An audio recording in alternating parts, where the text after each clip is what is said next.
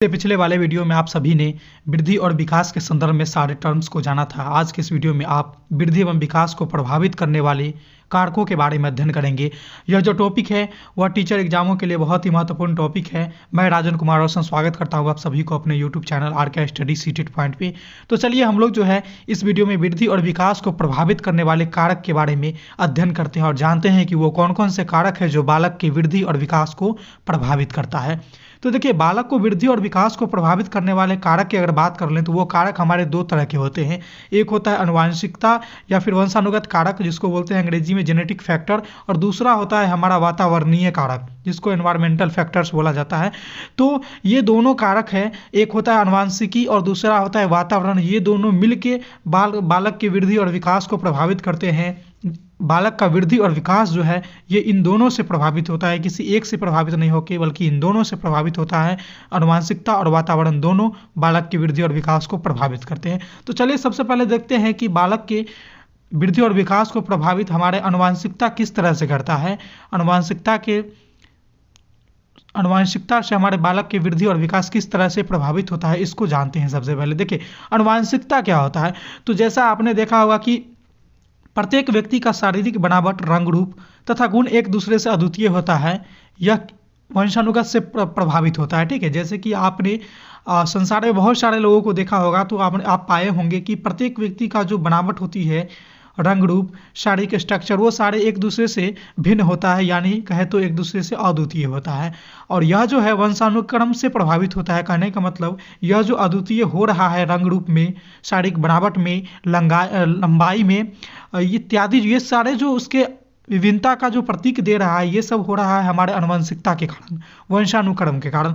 अब वंशानुक्रम होता क्या है इसको देखिए। तो आनुवंशिकता का मतलब है कि बालक का वह आंतरिक गुण जो उसके माता पिता से प्राप्त होते हैं। कहने का मतलब हुआ कि माता पिता का जो गुण होता है वह पीढ़ी दर पीढ़ी उसके संतानों में बढ़ते चला जाता है और वही गुण जो है आनुवंशिकता कहलाता है। और इसी के कारण एक व्यक्ति दूसरे व्यक्ति के से भिन्न दिखते हैं अनेकों चीज़ों में, रंग, रूप, शारीरिक बनावट, लंबाई इत्यादि में। ठीक है, तो ये सारे की सारे चीज़ आनुवंशिकता के अंतर्गत आते हैं। और बालक का रंग, रूप, लंबाई, बुद्धि इत्यादि सभी गुण जो है बालक के उसके विकास और वृद्धि को प्रभावित करता है। ठीक है, तो आनुवंशिकता इस तरह से बालक की वृद्धि और विकास को प्रभावित करता है। आगे हम लोग चलते हैं वातावरणीय कारक में। तो देखते हैं वृद्धि और विकास को प्रभावित करने वाले वातावरणीय कारक कौन कौन से हैं, उस पर देखते हैं और उसको पढ़ने का, उसको अध्ययन करने का प्रयत्न करते हैं। तो चलिए सबसे पहला जो हमारा कारक आता है वह है जन्म एवं जन्म से पूर्व की परिस्थितियां। कहने का मतलब हुआ कि बालक का जब जन्म नहीं हुआ होता है, यानी जब बालक गर्भकाल में रहता है, माँ के गर्भ में रहता है, उस समय से ही बालक का विकास जो है वो प्रारंभ हो जाता है। और कहीं ना कहीं उस समय से ही बालक का वृद्धि और विकास दोनों प्रभावित हो रहा है। वो कैसे प्रभावित होता है तो उसको देखिए कि माँ का शारीरिक स्वास्थ्य, पौष्टिक भोजन एवं उचित देखभाल से बालक का विकास प्रभावित होता है। अगर उसकी माँ को उस गर्भकाल में के समय स्वास्थ्य भोजन, पौष्टिक आहार अगर उचित समय पर दिया जाए, उचित देखभाल किया जाए तो संतान जो है वो अच्छे स्वस्थ होंगे। और वही अगर इस समय किसी एक की भी अगर कमी आ जाती है तो बालक जो है वह रोग ग्रसित पैदा लेगा। ठीक है, तो इस तरह से आपने देखा कि जन्म से पूर्व की परिस्थितियां भी बालक के उसके वृद्धि और विकास को प्रभावित कर रहा है। अगर माँ का शारीरिक स्वास्थ्य अच्छा होता है तो बालक भी स्वस्थ जन्म लेता है। अगर माँ का शारीरिक स्वास्थ्य जो है वो खराब होता है तो बालक भी क्या है कि रोग से ग्रसित बालक जन्म लेते हैं। तो इस तरह से है कि वृद्धि और विकास को जन्म से पूर्व की परिस्थितियां भी प्रभावित करती है, जो कि आपने देखा। दूसरे नंबर पे आते हैं हमारा पोषण। पोषण देखिए क्या होता है। पोषण कहने का मतलब आश्रय मेरा भोजन से है, जो कि बालक के सर्वांगीण विकास के लिए संतुलित आहार की जरूरत होती है। और संतुलित आहार से ही उचित पोषण प्राप्त हो सकता है। संतुलित आहार में क्या होता है कि सभी पोषक तत्व उचित मात्रा में उपलब्ध होते हैं, वैसे आहार को हम लोग संतुलित आहार कहते हैं। और संतुलित आहार जो है बालक के सर्वांगीण विकास में काफ़ी मददगार होता है। अगर संतुलित आहार बच्चे को नहीं दिया जाता है तो बच्चे क्या है कि वह कुपोषित हो जाता है, जिससे उसका शारीरिक तथा मानसिक विकास रुक जाता है। तो पोषण भी कहीं ना कहीं बालक की वृद्धि और विकास को यहाँ पर प्रभावित कर रहा है। तो यह भी एक कारक है जिससे बालक की वृद्धि और विकास दोनों प्रभावित हो रहे हैं। अगला जो कारक है उसको देखिए, वो है हमारा वातावरण। वातावरण कहे तो हमारा आसपास के परिवेश, जिस भी माहौल में बच्चे रह रहा है वह माहौल। वातावरण कैसे प्रभावित करता है, देखिए सकारात्मक वातावरण में रहने वाले बच्चे को सकारात्मक प्रभाव देखने को मिलता है, वही नकारात्मक रहने वाले बच्चे पर नकारात्मक प्रभाव देखने को मिलता है। जैसे आप सभी लोग देखते होइएगा कि कोई भी बच्चा है अगर वो सकारात्मक प्रभाव में रह रहा है, जैसे कोई धार्मिक माहौल में रह रहा है, तो बच्चे में क्या है कि धार्मिक प्रवृत्ति ऑटोमेटिक आ जाती है, ठीक है। जैसे कोई बालक जो है वो अगर धार्मिक माहौल में रह रहा है, ठीक है, तो धार्मिक प्रवृत्ति बच्चे में ऑटोमेटिक आ जाती है। वही दूसरी तरफ कोई बच्चा है वो गाली गलौज वाले माहौल में रहता है, तो वह जो गाली गलौज है वो स्वतः सीख लेता है, अपने आप जो है गाली गलौज को सीख लेता है। तो यह जो वातावरण है यह इस तरह से बालक के वृद्धि और विकास को प्रभावित कर रहा है। अगला जो कारक है यहाँ पर उसको देखिए, वो कारक है हमारा लिंग, जेंडर। यह अपने बालक की वृद्धि और विकास में बहुत ज़्यादा अपना एक महत्वपूर्ण भूमिका निभाता है। लिंग को लेकर के, जेंडर को लेकर के हमारे समाज में जो रूढ़िवादी धारणा चली आ रही है, इससे बालक का वृद्धि और विकास काफ़ी प्रभावित हो रहा है। जैसे कैसे प्रभावित हो रहा है उसको देखिए, जैसे कोई लड़का है कोई लड़की है, इसमें क्या है कि लिंग के ऊपर जेंडर को लेकर के भेदभाव किया जा रहा है। इसमें शिक्षा में भेदभाव किया जा रहा है, खेलकूद में भेदभाव किया जा रहा है, कार्य में भेदभाव किया जा रहा है। जैसे लड़के को उचित शिक्षा दिया जा रहा है, लड़की को नहीं दी जा रही है। खेलकूद में लड़के के लिए अलग सा कोई गेम बना दिया, लड़की का अलग है, तो उसमें क्या है कि यहाँ पर रूढ़िवादी आ रही है। कार्य के भेदभाव, जैसे घर का सारा काम जो है वो लड़की करेगी, बाहर का सारा काम लड़के करेंगे। तो बातें ये यहाँ पर रूढ़िवादी कि अब इससे बालक का वृद्धि और विकास कैसे प्रभावित होता है उसको समझिए। देखिए अगर कोई बालक जो है उसके अंदर घर के काम करने की हुनर होती है, खाना बनाना जैसे इत्यादि में रुचि हो रही है, तो उसको यहाँ पर उसकी रुचि को दबाया जा रहा है, जो कि इसका जो विकास है वहाँ पर उस प्रति, खाना बनाने के प्रति वो विकसित नहीं हो रहा है। वही लड़की है, उसको बाहर में भी अपने परचम फहराने का अगर मौका मिलेगा तो वह भी उचित अपने क्षमता और योग्यता के अनुरूप जो है कार्य करके बाहर में भी आ जाएगी, लेकिन उसके प्रतिभा को प्रदर्शित नहीं किया जा रहा है, उसको घर तक ही सीमित रखा जा रहा है। तो कहीं ना कहीं उसका जो विकास है अपने आप में वो हीन भावना में ग्रसित हो रही है, जो कि उसके वृद्धि और विकास को कहीं ना कहीं प्रभावित कर रहा है। तो इस तरह से जेंडर समाज में जो चली आ रही है, उसकी रूढ़िवादी अवधारणा से जुड़े जितने भी चीज़ें चली आ रही है वो हमारे बालक और उसके वृद्धि और विकास को अनेकों रूप से प्रभावित कर रहा है। ठीक है, आगे चलिए देखते हैं अगला जो कारक है वो है हमारा परिवार की सामाजिक आर्थिक स्थिति। परिवार की सामाजिक आर्थिक स्थिति भी बालक की वृद्धि और विकास में अपना बहुत ही महत्वपूर्ण भूमिका निभाता है। देखिए बालक के विकास में परिवार की आर्थिक स्थिति का भी प्रभाव देखने को मिलता है, और वो कैसे, जैसे कि किसी परिवार की आर्थिक स्थिति दयनीय है तो उस परिवार में बालक को सही से खान पान नहीं मिल सकता है, सही से उसको पोषण नहीं मिलेगा, सही से उसको रहन सहन के लिए कपड़े की व्यवस्था नहीं हो पाएगी।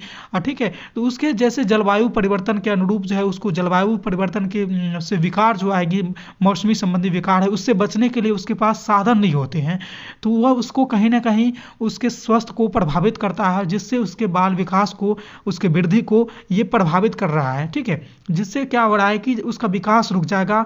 वह आर्थिक स्थिति से संपन्न परिवार के बच्चे जो रहेंगे उसका विकास सही से हो पाता है, क्योंकि उसके पास सारे साधन हैं, खाने पीने की कोई कमी नहीं है, ओढ़ावा पहनावा जैसे सारे वस्तुएं हैं उसके पास, सामग्री की कोई कमी नहीं है, तो उसका विकास वहाँ पे रुकेगा नहीं, बल्कि वो जो है अच्छे ढंग से हो पाएगा। लेकिन एक निर्धन परिवार का कोई बालक है, उसका खान पान सही ढंग से नहीं हो पाएगा, तो उसका जो है शारीरिक स्वास्थ्य धीरे धीरे दयनीय स्थिति में चला जाएगा, और एक दिन ऐसा होगा कि उसका वृद्धि और विकास जो है काफ़ी प्रभावित हो जाएगा, रुक सा जाएगा, थम सा जाएगा।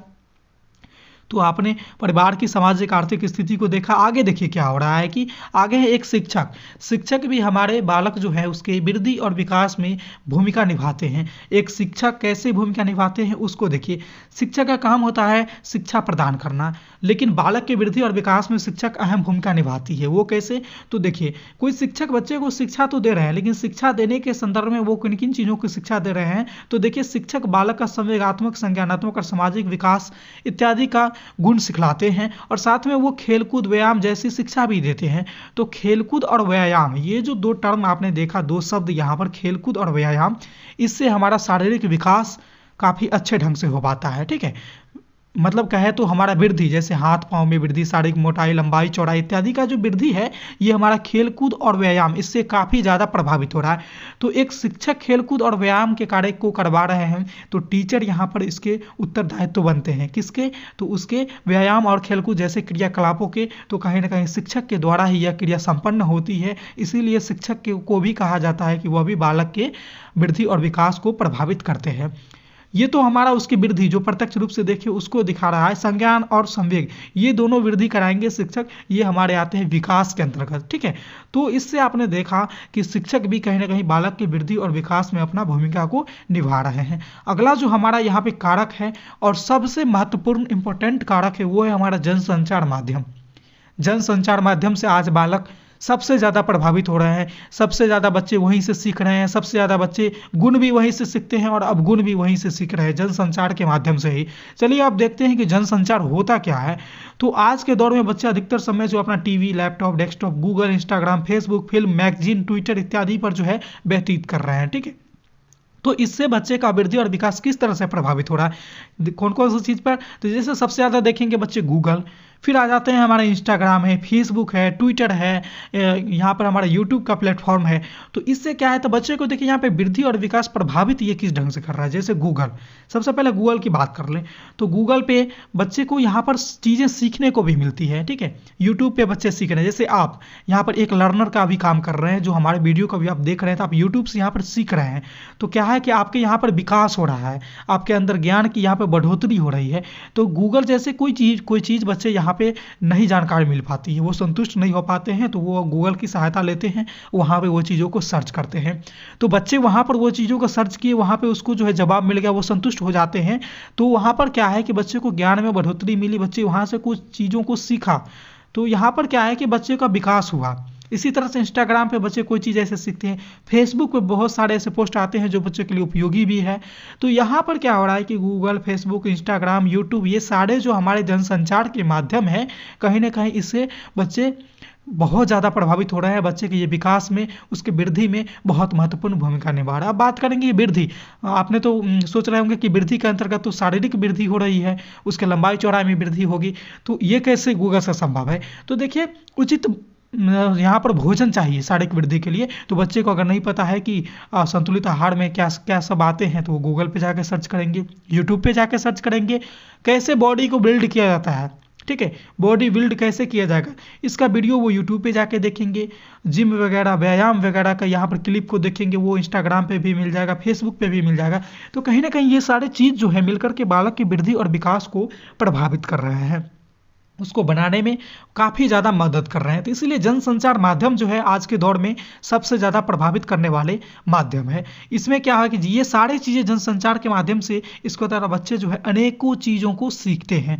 ठीक है, और जनसंचार के सभी साधन अपने शिक्षाप्रद और सकारात्मक कार्यों के द्वारा बच्चे का स्वास्थ्य को भी विकास कर सकते हैं। तो यही सारे कुछ यहाँ पर फैक्टर्स थे जो हमारे वृद्धि और विकास को प्रभावित करते हैं, बालक के वृद्धि और विकास को प्रभावित करते हैं। तो इस वीडियो में आपने उन सारे फैक्टर्स को, उन सारे कारकों को देखा है। मैं उम्मीद करूंगा कि यह जो वीडियो है आपके लिए काफ़ी उपयोगी रहेगी और आपको अच्छे से समझ में भी आ गया होगा। इसी तरह के और भी वीडियो देखने के लिए आप RKR स्टडी सीटेट पॉइंट के साथ बने रहिएगा। यहाँ आपको इसी तरह के CTET, DLED, BEd, UPTET, MPTET, REET, India में होने वाले अनेकों राज्यों में जितने भी टेट की एग्जाम्स होती हैं सारे की तैयारी कराई जाती है। आप यहाँ से बन के उन सारे चीज़ों को देख के आप लाभान्वित हो सकते हैं। आज के इस वीडियो में बस इतना ही था, फिर मिलते हैं अगले वीडियो में नए टॉपिक के साथ। तब तक के लिए बने रहिए RKR स्टडी सीटेट पॉइंट के साथ। धन्यवाद।